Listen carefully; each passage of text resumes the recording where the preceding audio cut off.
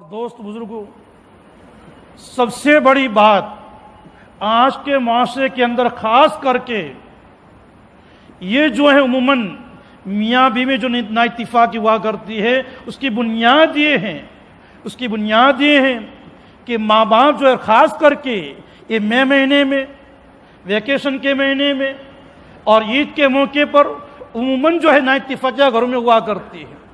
دوست بزرگوں، ہمیں سمجھنا چاہیے، اگر ہمارا معاشرہ ہے تو ٹھیک ہے، عید کے دن اپنے بیوی کا داماد کو اپنی بیٹے کو دعوت نہیں دی کہ بیٹے عید کرنے کے لیے آؤ، تو بیٹے کو تانے پڑیں گے تو تمہارے باپ نے بلا نہیں، ایک بار دو بار فون کر دو بیٹی آ جاؤ اور داماد سے آ جاؤ۔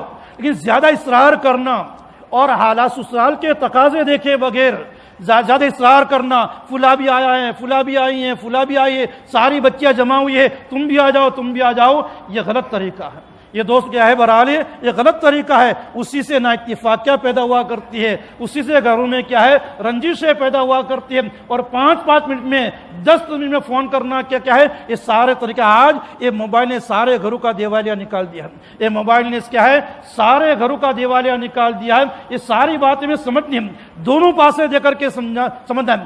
دعوت نہیں دیتے ہیں تبھی لڑکی سسرال میں مہینے کھائے گی کہ تمہارے باپ نے عید کے دن نہیں بلایا، داماد کو نہیں بلایا، دعوت بھی دینی ہے۔ ایک دو بار فون کر دیا، محبت سے تمہارے شوہر کی اجازت ملتی ہے اور تمہارے گھر میں کوئی تقاضے آ جاؤ، لیکن بار بار پریشر کرنا، اس سے دوست کیا ہے گھروں میں انتشار ہوا کرتا ہے اور گھروں میں نا اتفاقیہ ہوا کرتی ہے، اور پھر جو ہے کہیں سے کہیں نوبتیں پڑ جایا کرتی ہے۔ یہ معمولی جو ہے رنجشیں ہونا کی بنیادیں یہ ہماری گویا کہ کیا غلط ہے۔ ہر مفتی سعید صاحب دامت برکاتہم کی گھر والی فرماتی ہے، کیا فرماتی ہیں؟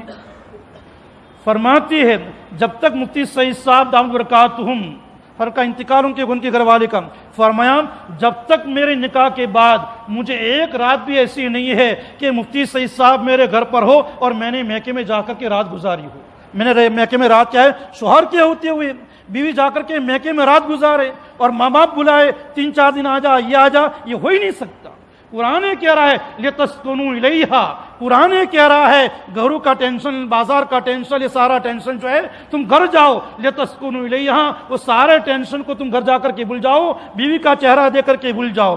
اسی لیے تو شریعت نے چھٹی دی 4 نکاح کی۔ یہ میں ساری حکمتیں بیان کروں تو آپ کو تعجب ہوگا کہ شریعت نے 4 حکمتیں کیوں دی ہے۔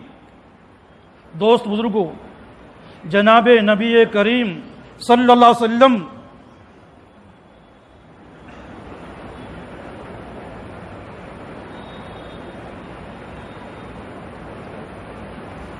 اللہ کے نبی ہیں، 2 جہاں کے سردار ہیں، کتنے متقی ہیں۔ ایک مرتبہ گھر سے باہر آیا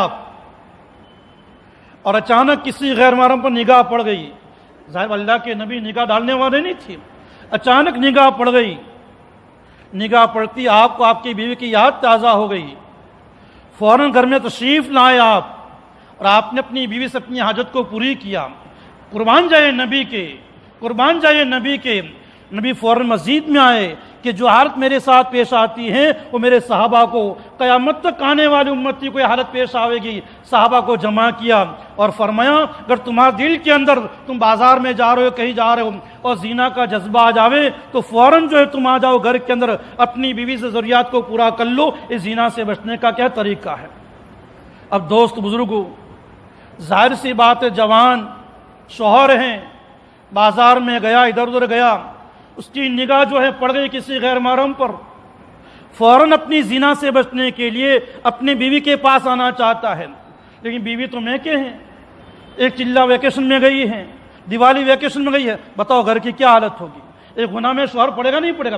یہ شریعت کے سارے احکام ہیں، یہ سارے مسائل ہیں، اور علماء کرام کی ذمہ داری یہ ہے کہ شرم کو توڑ کر کے مسائل کو کیا بیان کرنا ضروری ہے۔ اس لیے شریعت کہتی ہے کہ زنا سے بچنے کے لیے کوئی آدمی بازار میں گیا، کوئی مارکیٹ میں گیا اور کسی غیر محرم پر نگاہ پڑ گئی، یا دکان میں کوئی غیر محرم عورتیں آ چکی اور اس کی شہوت کا جذبہ آ چکا ہے، فوراً زنا سے بچنا چاہتا ہے، گھر آیا لیکن بیوی حیض کی حالت میں ہے، بیوی نفاس کی حالت میں ہے، ولادت کے زمانے میں شریعت نے پاس و لحاظ کیا، اے میرے بندے جو ہے تجھ سے زنا سے بچانے کے لیے دوسرا نکاح کر لیا۔ شریعت نے 4 نکاح کی اجازت دی ہے، ایک بیوی تیری حیض کے اندر ہے، ایک بیوی ولادت کے اندر ہے، تجھے زنا سے بچنا ہے، دوسرا نکاح کر لے، یہ شریعت کہہ رہی ہے۔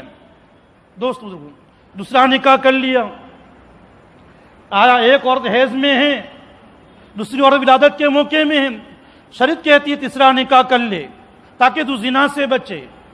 چلو 3 نکاح کر لیے، اب ایک مان لو حیض میں ہے، ایک نفاس میں ہے، اور کہیں میکے گئی ہے، بیمار اسپتال میں ہے، شریعت نے کہا زنا سے بچ، چوتھا نکاح کر لیے۔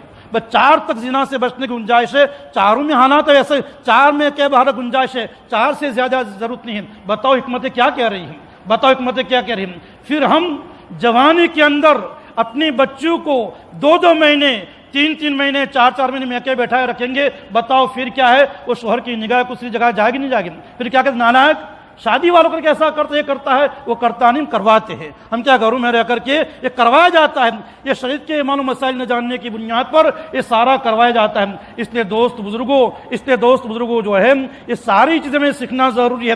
مفتی سعید صاحب کی گھر والی کہتی ہے کہ مفتی سعید صاحب کے مجھے ایک جیسا یاد نہیں ہے کہ نکاح کے بعد میں جو ہے ہر مفتی صاحب کی موجودگی کے اندر کبھی میں میکے رہی ہوں، کبھی کیا ہے ہاں ہر مفتی سعید صاحب وہ ہو سکتا ہے کہ آپ سفر میں گئے ہو اور اس لیکن میں آپ کی موجودگی کے اندر جو ہے کبھی اب میکے نہیں رہی۔ یہ زندگیاں ہے، اللہ والوں کی زندگیاں دوست بزرگوں، یہ ساری نکاح کے حقوق ہے، یہ نکاح کے احکام ہے دوست بزرگوں، یہ سارے اگر یہ احکام ہماری زندگی میں آ جائیں گے انشاءاللہ، پھر دیکھو ہمارا گھر کتنا روشن ہوگا، ہمارا گھر کتنا جنت کا نمونہ ہوگا۔ اور دوست اسی کو ظالم سمجھا جاتا ہے، اسی کو ظالم سمجھا جاتا ہے۔